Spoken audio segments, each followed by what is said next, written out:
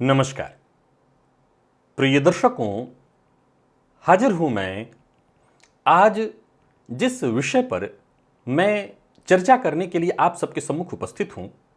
प्रारंभ में ही बता दूं, मैं ये नहीं कहूंगा कि ये बेहद गंभीर है और आपके लिए बेहद आवश्यक है। अगर आप मेरे YouTube चैनल के पुराने दर्शक हैं तो मैं इन सभी बातों को गाहे बगाहे आपको बताते रहा हूं। हां, ये अलग बात है कि इस तरह से संकलित करके एक जगह पर मैंने कभी नहीं बताया है। प्रिय दर्शकों, हमारा जो YouTube परिवार है, इसके जो सदस्य हैं, जरूरी नहीं है कि सभी ज्योतिष में बेहद गहराई से रुचि रखते हैं। बहुत से ऐसे दर्शक हैं जो ज्योतिष को मोटे तौर पर समझना चाहते हैं, केवल अपने लिए मुख्य बातें जानना चाहते हैं। ऐसी ही एक दर्शिका हैं जिनके कहने पर मैं इस कार्यक्रम को लेकर के आप सबके सम्मुख उपस्थित हुआ हूं। ये कार्यक्रम आज, कल और परसों, इन 3 दिनों तक चलेगा।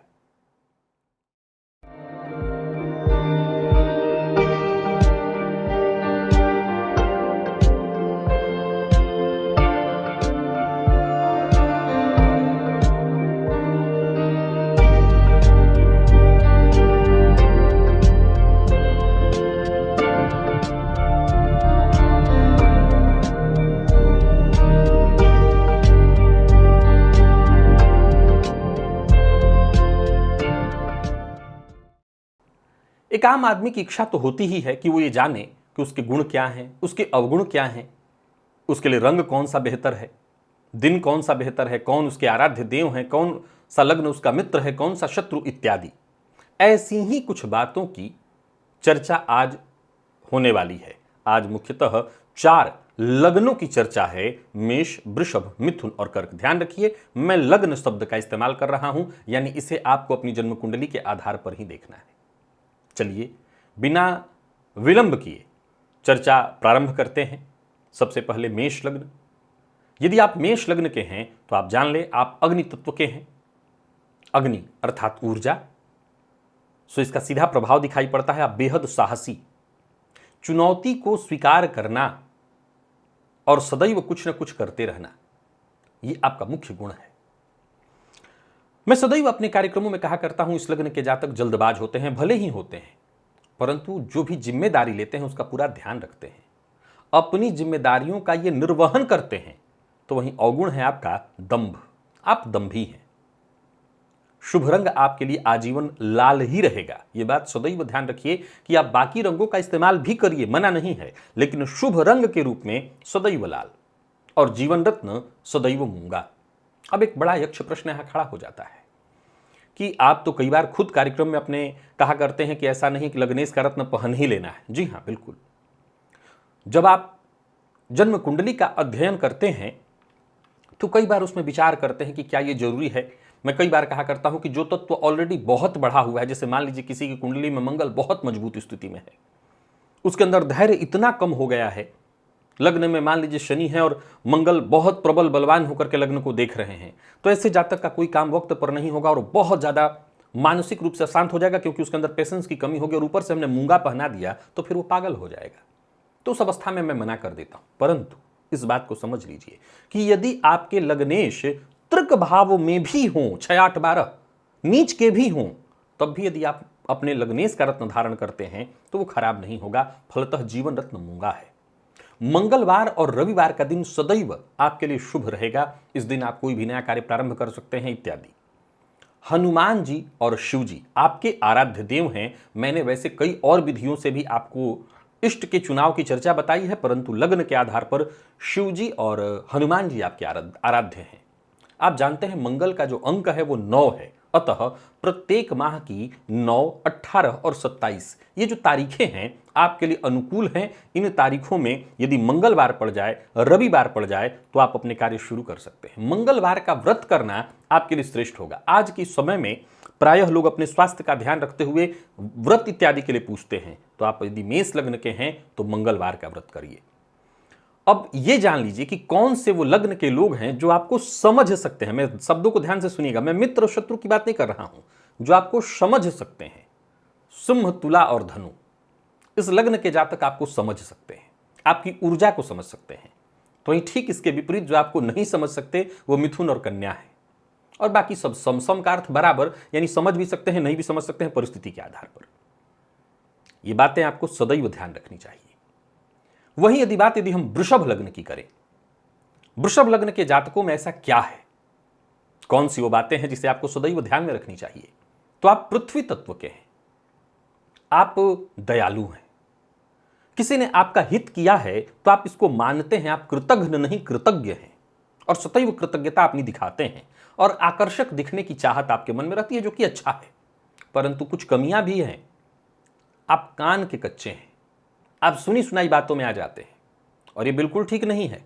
इस मामले में आपको बहुत सतर्क रहना चाहिए। याद रखिए कि सदैव शुभ रंग आपके लिए सफेद ही है। ये कभी मत भूलिए कि सफेद ही मुख्य आपका शुभ रंग है। लग्न की चर्चा चल रही है, बाकी के मैं रंगों की मना ही नहीं करता, पर शुभ रंग सदैव शुभ आपके लिए सफेद रहेगा और शुभ रत्न सदैव हीरा। अब हीरा सबकी के लिए नहीं हो पाता कि सभी कोई आसानी से हीरा खरीद ले, तो इसका उपरत्न मार्केट में उपलब्ध होता है। लेकिन हमेशा याद रखिए कि आपके लिए रत्न के नाम पर भी शुभ रत्न यही रहेगा जो किसी भी स्थिति में पहना जा सकता है। शुभ दिन शुक्रवार और शनिवार है। इन दिनों में आप अपना कोई कार्य शुरू करना चाहते हैं या अगर कोई काम आपके दिमाग में आता है तो आप इन दोनों दिनों का इस्तेमाल कर सकते हैं। और याद रखिए आपकी आराध्य देवता आराध्या मां लक्ष्मी है। मां लक्ष्मी की आराधना आपको करनी चाहिए, स्त्री सूक्त का पाठ आपको करना चाहिए। यह आपके लिए सदैव फायदेमंद होगा। और व्रत करने की इच्छा रखते हैं तो शुक्रवार का व्रत करिए, यह आपके लिए बेहद लाभप्रद होगा। 6, 15 और 24 ये जो तारीखें हैं माह की, ये आपके लिए अनुकूल हैं। और इन तारीखों में यदि शुक्रवार और शनिवार पड़ जाए तो ये बहुत अच्छा होगा आपके लिए। देखिए, मैं वृषभ के लिए बहुत सी बातें हमेशा बताता रहता हूं, लेकिन ये बता दूं कि वो लग्न जो आपको सदैव समझ सकते हैं वो सिर्फ 2 हैं, मकर और कुंभ। वो आपको भली भांति समझ पाते हैं। और जो कभी नहीं समझ पाते आपको, वो सिंह है, धनु है और मीन है। बाकी सब सम है। सम का अर्थ है कि समझ भी सकते हैं, नहीं भी समझ सकते परिस्थिति के आधार पर। मिथुन, यदि आप मिथुन लग्न के हैं तो आप जान लें आप वायु तत्व के हैं। प्रवाह, वायु में क्या है? प्रवाह। यह आपके स्वभाव में है, प्रवाहित होना, बदलते रहना। वायु सदैव कभी सुगंधित भी हो सकती, कभी दुर्गंधयुक्त भी हो सकती, बदलते रहना। बेहद चतुर हैं आप, बुद्धिमान तो हैं ही, कुशल व्यापारी हैं, वाक्पटु हैं, पर एक कमी है। क्या? आप अपने को छोड़कर किसी से प्रेम नहीं करते। अब कई लोग कहेंगे नहीं ऐसा तो नहीं है, नहीं, इसको समझने की आवश्यकता है। मैंने जो लाइन बोली है बहुत सोच समझ करके और बेहद गहराई से। ऐसा थोड़ी है आप अपने मिथुन लग्न के हैं, अपने पत्नी को, अपने प्रेमी को, बच्चे को, माता पिता को प्रेम नहीं करते हैं। बिल्कुल करते होंगे, पर जरा एक बार गहराई में खुद से पूछेगा। मैंने जो लाइन, बाकियों को नहीं समझ में आएगा, ये सिर्फ आपको समझ में आएगा। आप अपने को छोड़कर किसी से प्रेम नहीं करते। शुभ रंग आपके लिए सदैव हरा रहेगा, ये याद रखिए जीवन भर। आप बाकी रंग इस्तेमाल करिए, पर हरा और हरे से संबंधित जितने रंग हैं सब आपको सूट करेंगे। शुभ दिन बुधवार है। गणेश जी आपके आराध्य देवता हैं, सो आप आजीवन इनकी आराधना कर सकते हैं। और व्रत करने की इच्छा होती है तो बुधवार का व्रत करिए। माह की जो 5, 14 और 23 तारीखें हैं वो आपके लिए सदैव अनुकूल हैं। और वो लग्न जिसके जातक आपको समझ पाते हैं, समझ सकते हैं। ध्यान से सुनिएगा, मैंने कहा जो समझ सकते हैं, तो मेष, सिंह, कन्या, तुला, कुंभ। अब बहुत ध्यान से सुनिए कि जब मैंने मेष की चर्चा की थी तो वहां कहा था कि मिथुन और कन्या आपको नहीं समझ सकते, परंतु जब मैंने मिथुन की चर्चा की तो मैंने कहा मेष आपको समझ सकता है। यहां पर बस ऐसे ही है जैसे नैसर्गिक शत्रुता वाला, मित्रता वाला पाठ आप पढ़ते हैं कि एक का मित्र है, दूसरा उसको मित्र नहीं मानता। तो यहां पर मेष आपको नहीं मानता, लेकिन आपको मेष के लोग समझ सकते जरूर हैं। आपको वो समझेंगे, आपकी परिस्थितियों को वो समझ सकेंगे। तो मेष, सिंह, कन्या, तुला, कन्या भी इसमें है, और कुंभ, ये शत्रु राशियां हैं। ध्यान रखिएगा, मैं बहुत गंभीर शब्द बता रहा हूं, पर आपको ये समझते हैं।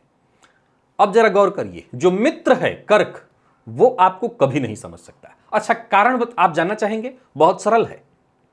कर्क के अंदर पेशेंस भी है, धैर्य भी है, और मैं हमेशा कहा करता हूं आलस्य दिखाई पड़ता है, लेकिन मूलतः देखा जाए तो कर्क भावुकता प्रधान लग्न है। और ये जो मिथुन लग्न है, ध्यान से समझिए, तो ये वायु है। वायु का संबंध अग्नि से तो हो जाएगा, जल से बहुत अच्छा कोई संबंध बन नहीं पाता। तो यहां पर कोई विशेष रिजल्ट वहां से नहीं आ पाएगा, बाकी सब सम है।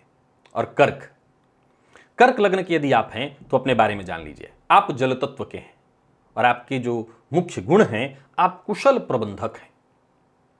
जी हां, मैं इस लग्न के लिए हमेशा कहा करता हूं, आप आलसी होते हैं परंतु आप कुशल प्रबंधक हैं। आलसी आप अपने लिए होते हैं, दूसरों का काम तो आप टाइम पर ही करते हैं। कोई प्रबंधन का काम आपको दे दिया जाए तो बिल्कुल आप टाइम पर करेंगे और बेहद वफादारी के साथ। वफादारी पर तो कोई प्रश्न चिन्ह ही नहीं है। और एक कमी है कि किसी से रुष्ट हो जाते हैं तो शीघ्र आप उसे माफ नहीं कर पाते। अब इसे कमी कहिए या यही आपका गुण है। मैंने आपके एक गुण बताए थे आपके बारे में कि इसका स्वभाव कैसा है। कर्क केकड़े का किसी चीज को पकड़ ले तो हाथ भले ही टूट जाए पर हाथ न छोड़े, यानी किसी चीज को पकड़ ले केकड़ा तो उसको खींचते खींचते उसके हाथ को अलग कर लीजिए, वो छोड़ेगा नहीं। वैसा ही तो आप जिससे प्रेम करते हैं सब कुछ अपना दे देने को तैयार रहते हैं, और जब बुरा मान जाए तो माफ भी नहीं करते। इसलिए मैंने कहा था जब बदला लेने में आए तो ये लग्न बहुत आगे आएगा।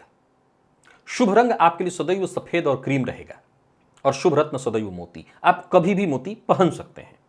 और शुभ दिन आपके लिए सदैव सोमवार ही होगा। सोमवार का व्रत करना आपके लिए लाभप्रद होगा। शिव जी आपके आराध्य देव हैं, और माह की 2, 11, 20, 29 तारीखें जो हैं वो बेहद शुभ हैं आपके लिए।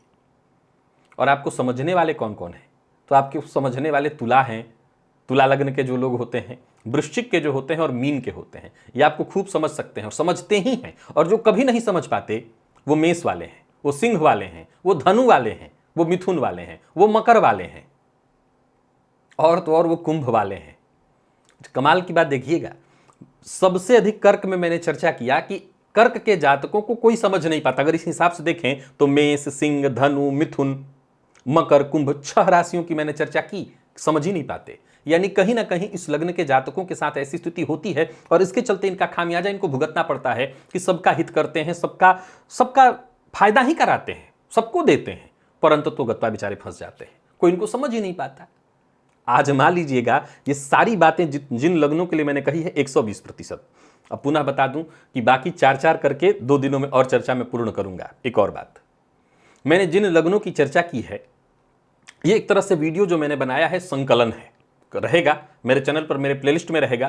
तो कभी भी अगर आप मेष लग्न के जातक जो देर सवेर फिर ज्योतिष से जुड़ेंगे उनके ये काम आ जाएगा। आज के लिए बस इतना ही, मुझे इजाजत दीजिए, पुनः मुलाकात होगी। तब तक के लिए नमस्कार।